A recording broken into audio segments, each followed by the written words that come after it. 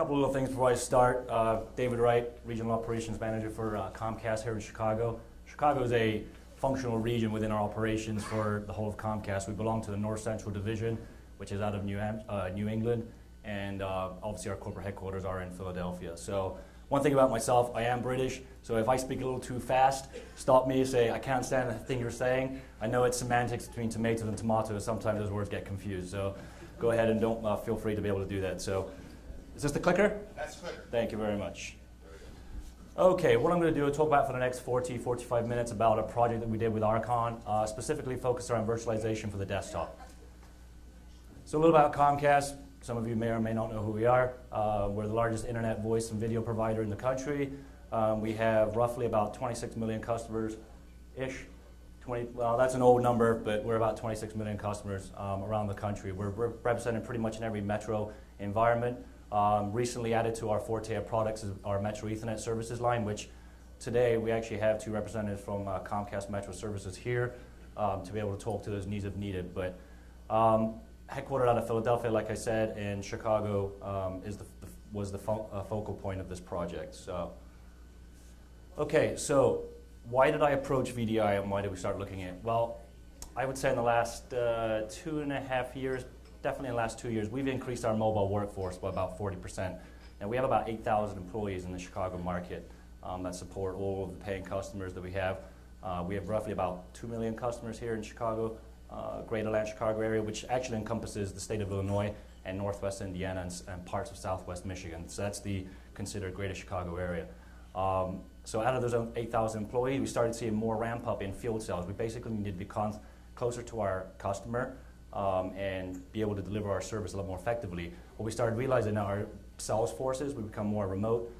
So our direct sales, door to door, our business account sales, even our mobile, our techs that service the field needed some way to be able to start accessing data more real time and be able to take advantage of the tool sets that we were providing from a back office perspective, but not necessarily being accessed from the field. So if you can imagine a field tech being at a customer's premise, you know, if you've ever been if you are a customer and you've seen them with some of the tools that they come to the house, there's a large disconnect between the back office tools that they can get access to and a delay from them they can provision their home. So what we started looking at is ways that we can actually accelerate that process and be able to provide not just them but the salespeople in the field a way to be able to access the environment.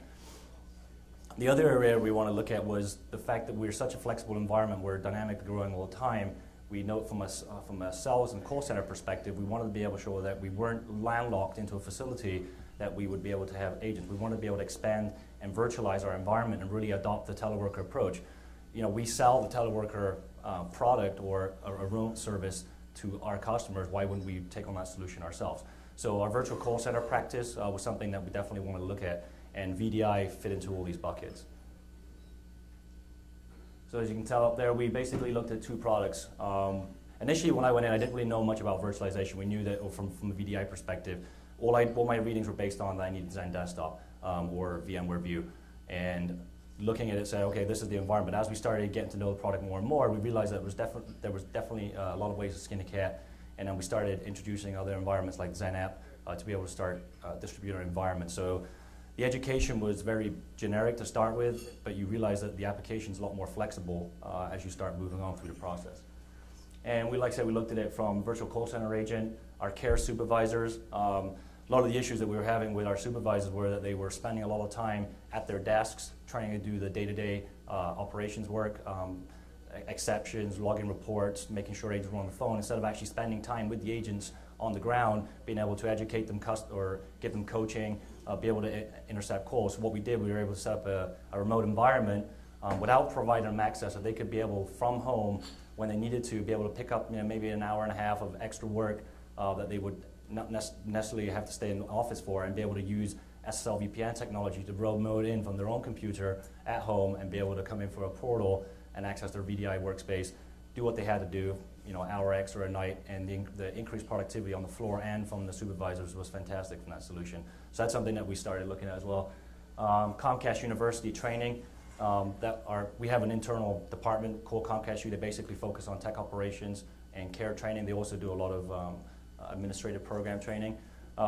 Their biggest the biggest challenge we have with them is that they had a very dynamic workspace that they needed constantly changing. And for us to be able to go, we have about 253, actually probably more, close to 400 training systems and platforms around the Chicago market in different locations.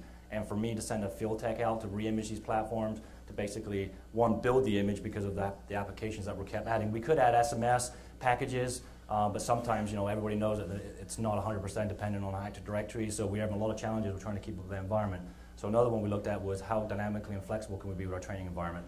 And the last one was point of sales, be able to dynamically build our payment centers, our customer contact locations, be able to put up a payment center in a box or a contact center location in a box and be able to deploy it using VDI technology. Okay, so some of the following business needs we were looking at. One, lower total cost of ownership. For 8,000 employees, I'll let you do the ratio for your math yourself. I have a staff of 20 to look after that many people. So spread out over that geographic location. So as you can imagine, for me, an operational challenge is to be able to get to the environment. So to be able to dynamically speed up deployment for desktops and for packages and applications was something that was very important to me. The other part was to provide better or, if not, the same experience for the end user. So making sure that the application performance is exactly the same, or if not better, reliability and availability of the product at all times. So all the applications are not necessarily fed from the Chicago market. We have a lot of national data centers that feed in applications too. So there was a lot of contention across different applications and desktops depending on where the application is being fed from based on the outage. And what we wanted to do is make sure that even though the core systems were down, the reflection wasn't being made locally on our environment too. Maximize remote support and lower our MTTR for fixed. Right now our MTTR is anywhere from 3 to 7 days, 3 to 10 days based on when we can get to the agent. I mean, for a regular break-fix work environment, that's not very conducive of an environment of ours, especially when we're trying to meet the demands of suppliers and customers. So, and lower also our contact rate as well.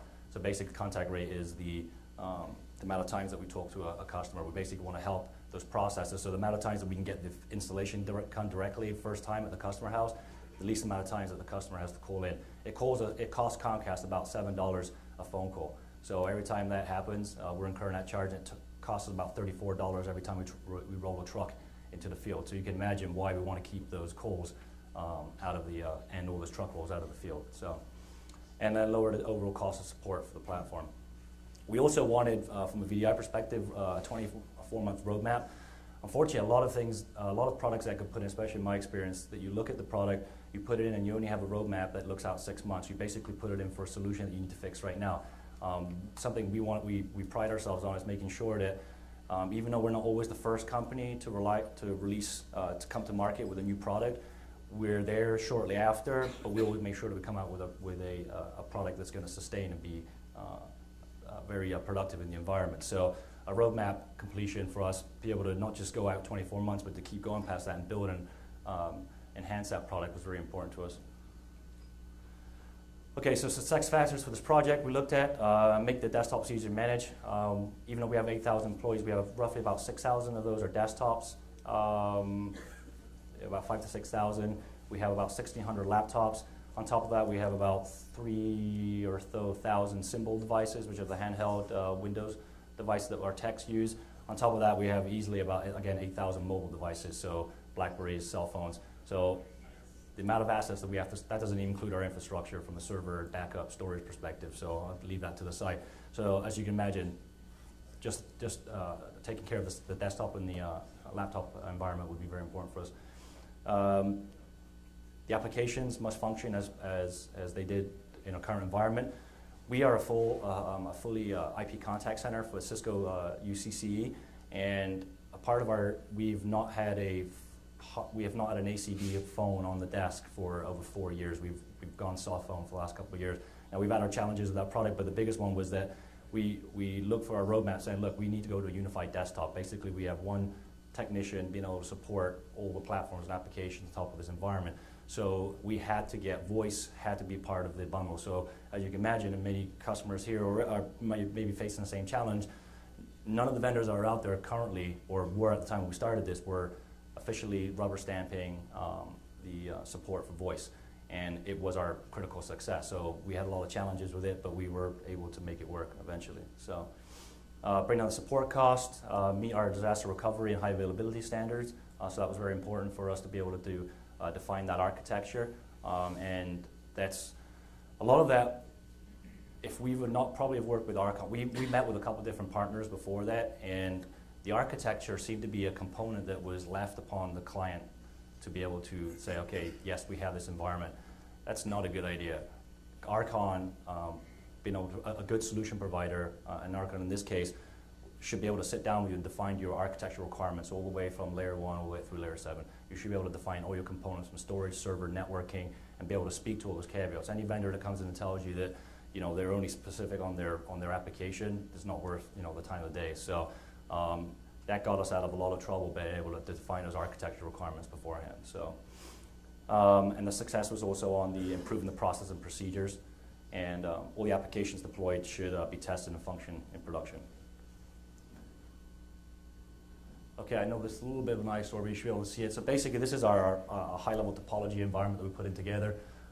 Basically, we put together a Zen app, Zen server cluster. It was the physical makeup, if you're interested, was BL490C C7 HP blades and C7000 chassis, back-ended by an AMC Clarion CX480.